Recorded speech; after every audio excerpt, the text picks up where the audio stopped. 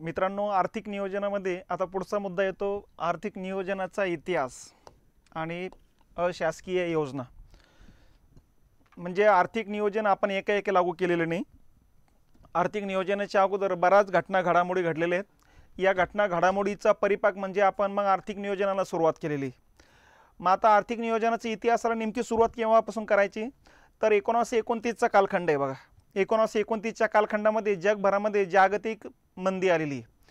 सध्या जागतिक महामंदी जर बघितले आपण तो दोन वेळेस आलेले आहेत, 1929 चा कालखंड आणि 2008 चा कालखंड। तर 1929 च्या कालखंडातली जी पहिली जागतिक महामंदी होती, आता महामंदी होती म्हणजे नेमके काय तर महामंदी होती म्हणजे याचा अर्थ मार्केटमध्ये या ठिकाणी वस्तूचा पुरवठा भरमसाठ झाला होता आणि या ठिकाणी मार्केटमध्ये लोकांची खरेदीची शक्ती होती ती कमी झालेली होती, लोकांकडचा पैसा कमी झालेला होता।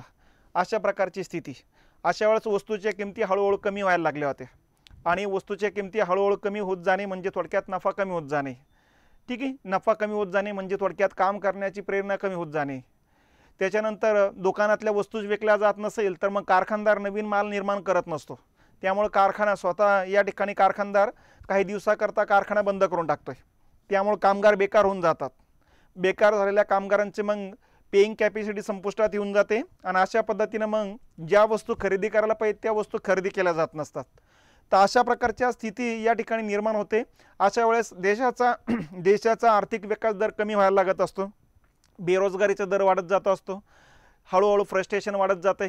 कित्येक दिवस जर रोजगार मिळाला नाही तर कामगारांच्या मनामध्ये या ठिकाणी अस्वस्थता निर्माण होते आणि यातून फ्रस्ट्रेशन वाढायला लागते।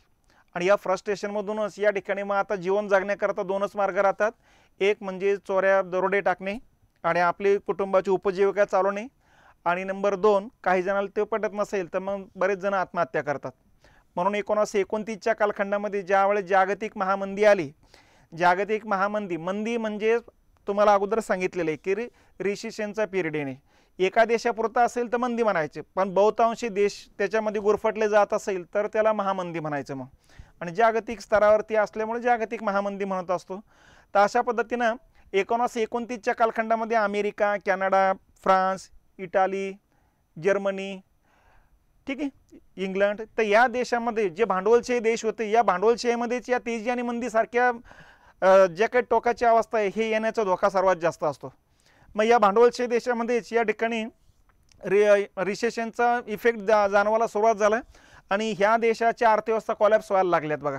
जिथं 8-10% विकास दर गाठला जायचा तिथं मायनसमध्ये ऋणात्मक या ठिकाणी आर्थिक विकास दर जायला लागला आणि यातून मग फ्रस्ट्रेशन वाढलं, आत्महत्या वाढल्या, त्या देशामधली अस्थिरता निर्माण व्हायला लागली। त्या अस्थिरतेचा परिणाम नंतर मग राजकीय अस्थिरतेवर होतो असतो बघा। तर अशा प्रकारच्या घटना या ठिकाणी बहुतांशी पाश्चिमात्य देशात घडत होत्या आणि याच कालखंडामध्ये रशियाची अर्थव्यवस्था 8-9-10% वाढत चालली होती। मग जगाचं सगळं लक्ष लागलं रशियाकडे की रशिया नेमके काय करू लागला, आणि त्याच वेळेस लक्षात आलं की रशियानं समाजवादी अर्थव्यवस्था स्वीकारलेली आणि समाजवादी अर्थव्यवस्थेमध्ये आर्थिक विकास दर उंचवण्याकरता त्यांनी 4-4 वर्षाचे प्लॅन तयार केलेले। याला 4 वर्षाचे नियोजन म्हणू आपण, आणि 4 वर्षाच्या नियोजनावरती काम करून त्यांनी मग वेगाने विकास करायला सुरुवात केली होती बघा। त्यामुळे जगातल्या सगळ्या लोकांचं, शास्त्रज्ञांचं सगळं लक्ष लागलं होतं रशियाकडं की रशियानं हे नियोजन कसं केलेले। मग याच कालखंडामध्ये भारताचे जे पहिले पंतप्रधान राहिलेले पंडित नेहरू हे सुद्धा काँग्रेसच्या वतीने रशियाच्या दौऱ्यावर गेलेले।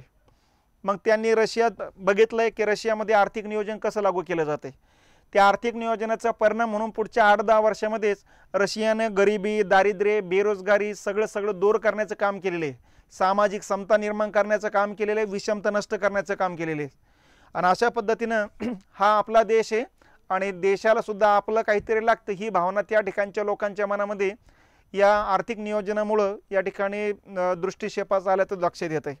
तर अशा प्रकारचे रशियामध्ये एका बाजूला ज्या घटना घडल्यात, झारशाहीच्या उत्तेजनानंतर या ठिकाणी रशियन राज्यक्रांतीनंतर स्टॅलिन आणि लेनिननं जो काही आर्थिक नियोजनाचा आराखडा लागू केला त्याचाच फळ म्हणजे समाजवादी अर्थव्यवस्था होते। जगभरामध्ये मंदीचं या ठिकाणी वातावरण असताना रशियामध्ये या ठिकाणी या वातावरणाचा थोडाही इफेक्ट लागलाच नाही, झालाच नाही, आणि यातून मग रशियानं विकास दर जो गाठायला सुरुवात केली त्यांचा इम्पॅक्ट बाकीच्या देशांवरती व्हायला सुरुवात झाली आणि मग बाकीच्या देशांमध्ये सुद्धा चर्चा झाली की समाजवादी अर्थव्यवस्था चांगली की काय। मग याच ठिकाणी पंडित नेहरू जाऊन आले आणि पंडित नेहरूंना काँग्रेसला रिपोर्ट दिला की भारतानं सुद्धा स्वातंत्र्यानंतर आर्थिक नियोजन स्वीकारले गेले पाहिजेत, कारण भारतातली गरिबी, दारिद्र्य, बेरोजगारी रशियासारखीच होती आणि रशियासारखीच आहे, त्यामुळे साहजिकच आपल्याला सुद्धा त्याच मार्गाने जाण्यातच आपली भलाई आहे. कारण 1929च्या कालखंडात इंग्रजांची राजवट भारतात आहे आणि इंग्रजांची राजवट ही भांडवलची राजवट आहे. त्यामुळे भांडवलशाहीमध्ये जे काही दोष होते ते दूर करायचे असेल तर समाजवादीच मार्ग सगळ्यात चांगला आहे. तर अशा प्रकारचा रिपोर्ट या ठिकाणी पंडित नेहरूंच्या अध्यक्षतेखालच्या समितीनं देऊन टाकला आहे. मग पुढं 19 ही 29ची घटना आहे बघा. त्याच्यानंतर 1934च्या कालखंडामध्ये या ठिकाणी इंजिनियर आलेले जे होते एम विश्वेश्वरय्या म्हणतो आपण त्यांना, यांनी या ठिकाणी प्लॅन्ड इकॉनॉमी फॉर इंडिया नावाचा एक ग्रंथ लिहिलेला आहे, भारतासाठी आर्थिक नियोजन. या ग्रंथामध्ये त्यांनी सांगितलेलं आहे की भारताला विकसित देश बनायचं असेल तर आपण 10-10 वर्षाचं आर्थिक नियोजन करायला हरकत नाही. 10-10 वर्षाचं आर्थिक नियोजन करा, त्याच्यावरती काम करा आणि 10-10 वर्षातच या ठिकाणी गरिबी, दारिद्र्य, बेरोजगारी दूर करता येईल. तर आर्थिक नियोजनाशिवाय आर्थिक विकास होणार नाही. एक तर नियोजन करा किंवा नष्ट व्हा, अशा प्रकारचे विचार त्यांनी मांडलेलं होतं. मग एम विश्वेश्वरय्या आपल्याला माहिती आहे की जवळपास 3 संस्थानाचे ते दिवाण राहिलेले होते. म्हैसूर असू द्या, त्यानंतर या ठिकाणी तंजावर असू द्या, त्रावणकोर असू द्या, या अशा वेगवेगळ्या संस्थानिकांचे दिवाण राहिलेले व्यक्ती होता. आणि याच व्यक्तीनं मग कृष्णराज सागर नावाचा जो प्रकल्प आहे कावेरी नदीवरचा कर्नाटकमधला, त्याचा आराखडा त्यांनीच तयार केलेला आहे. मग या आराखड्यानुसारच मग त्यांनी हळूहळू पुढं हा ग्रंथ लिहिला आणि या ग्रंथामध्ये आर्थिक नियोजनाचं महत्त्व स्पष्ट केलेलं आहे. तर थोडक्यात काय, भारतामध्ये आर्थिक नियोजनाबद्दलचं वातावरण हळूहळू तयार व्हायला सुरुवात होते. तर यामधला हा दुसरा टप्पा येतो बघा. ठीक आहे. तिसरा टप्पा येतो 1936चा. फैजपूर येथे जळगाव जिल्ह्यामधला हा तालुका आहे महाराष्ट्रामध्ये. ठीक आहे. आणि या अधिवेशनामध्ये समाजवादी आर्थिक धोरणाचा ठराव संमत करण्यात आला होता. हे अधिवेशन झालं होतं फैजपूरला, ग्रामीण भागातलं पहिलं अधिवेशन म्हणतो आपण काँग्रेसचं हे. याचे अध्यक्ष होते पंडित जवाहरलाल नेहरू. ठीक आहे. अध्यक्ष कोण होते? पंडित नेहरू अध्यक्ष होते या ठिकाणी. आणि या ठिकाणी यांनी ठराव मांडला होता की स्वातंत्र्यानंतर आर्थिक नियोजन स्वीकारणे किंवा आर्थिक धोरण स्वीकारणे, समाजवादी आर्थिक धोरण स्वीकारणे, अशा प्रकारचा ठराव या ठिकाणी संमत झाला. आणि ज्यावेळेस स्वातंत्र्य मिळालं त्याच्यानंतर मग पहिले पंतप्रधान म्हणून पंडित नेहरूच आले. मग काँग्रेस वर्किंग कमिटीनं या ठरावाची आठवण त्यांना करून दिली 1949च्या कालखंडामध्ये. आणि यातून मग पंडित नेहरूने 15 मार्च 1950ला राष्ट्रीय नियोजनाचा आराखडा तयार करण्याकरता राष्ट्रीय नियोजन मंडळाची स्थापना केलेली. तर अशा पद्धतीनं मग त्या राष्ट्रीय नियोजन मंडळानंच पहिल्या पंचवार्षिक योजनेचा आराखडा तयार केला आणि तो लागू केलेला आहे. ठीक आहे. तर हा एक घटना या ठिकाणी लक्षात घ्या. त्याच्यानंतरचा मुद्दा येतो 1938चं हरिपुरा अधिवेशन. हरिपुरा येतं गुजरातमध्ये. ठीक आहे. या ठिकाणी सुभाषचंद्र बोस यांच्या अध्यक्षतेखाली अधिवेशन झालं होतं. म्हणजे इथं या अधिवेशनाचे अध्यक्ष कोण होते?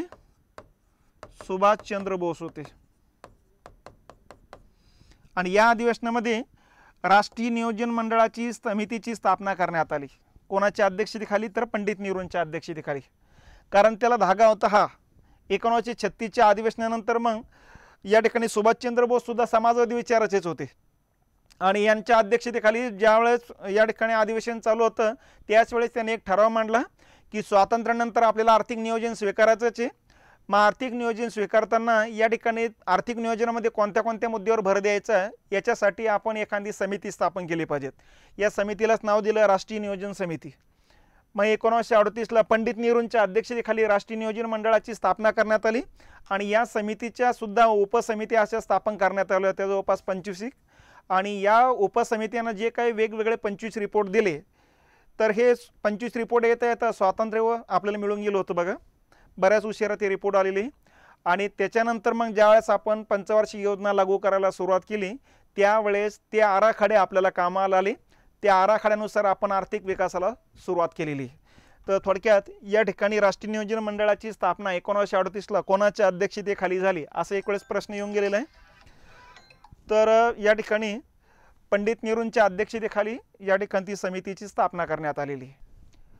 तर हे 1938ची घटना या ठिकाणी लक्षात घ्या. पुढचा मुद्दा येतो 1944.